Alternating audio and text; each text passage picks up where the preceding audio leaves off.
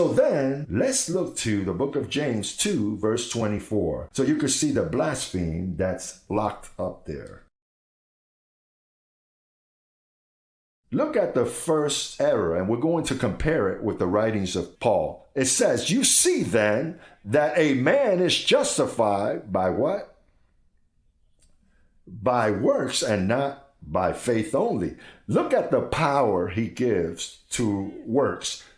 A man is justified by works, and then on the sideline, and not only by faith only. Why does James speaking like that? Because there was someone else speaking that it was through faith?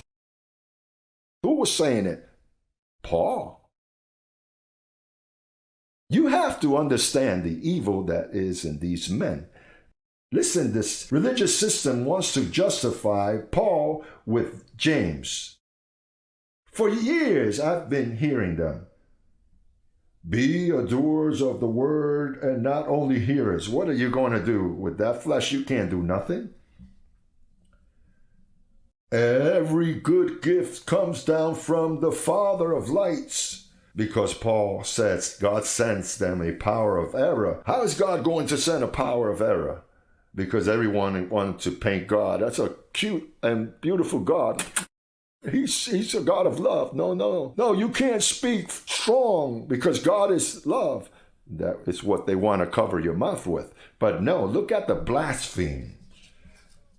You see then that a man is justified by works.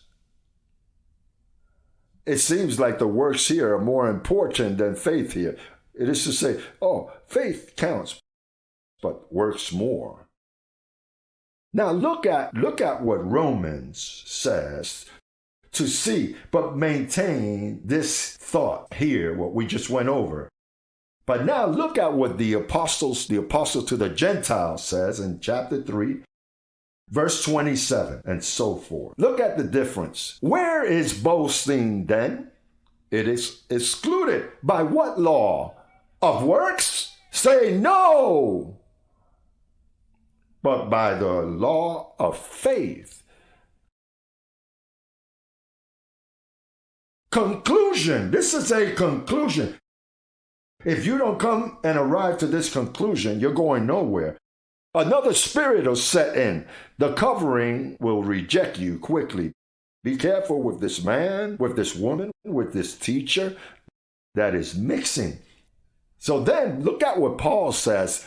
We conclude that a man is justified by works. No, by faith. And what do we do with works? Without the works of the law.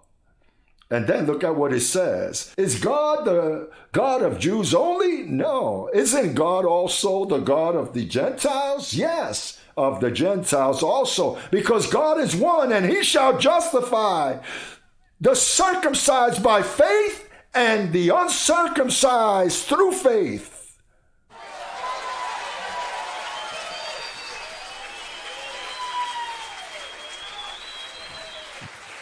That is the true faith. Say, that is my faith. Say to he that's beside you, that is my faith. The faith that saves. So what are we going to do with James? Out! That book, can you confide in it? No.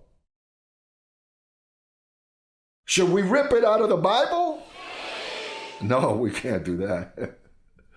I would love to burn it, but we have to leave it there because then they'll accuse us we're taking books out of the Bible. And we're only taking books out of the Bible. It is identifying where the evil is.